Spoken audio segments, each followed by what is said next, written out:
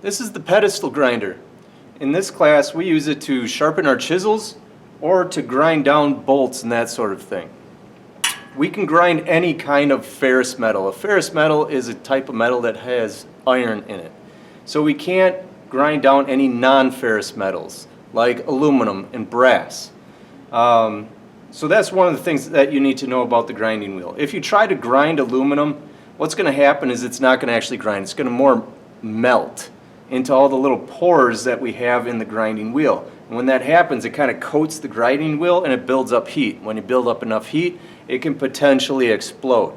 Okay, so you never want to grind any non-ferrous metals on our grinding wheels. I've got a chisel. It contains iron, so what it's going to do is it's actually going to produce sparks and it's going to grind everything down. Okay, so to set this up, all you need to look for is the tool rest. The tool rest should be as close as possible to the grinding wheel without it actually hitting the grinding wheel. So we don't want to have a gap any more than 1/8 of an inch between the tool rest and the grinding wheel. That way they're real close and things can't get stuck in between them, like the objects that you're grinding or perhaps your fingers. Okay, so you want that tool rest as close as possible. We also have these guards in place at all times. And I have a little cup of water down here that we use to quench really hot metal when we're grinding. So you'll see me dipping my chisel in here to cool it off periodically.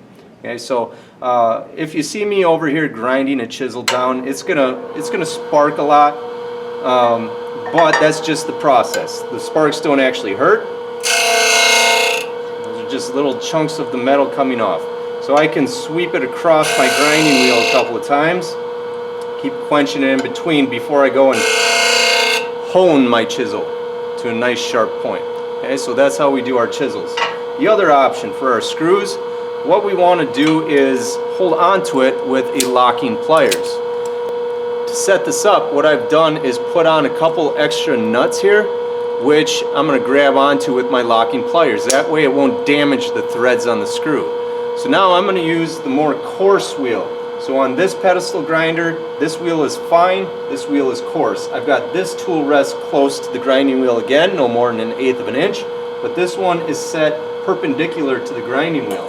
So that way I can grind down my screws and stuff to a slightly smaller length. You don't want to sit here and grind, because that'll take forever if you have a lot to take off. Okay, so those are your couple of options with the pedestal grinder.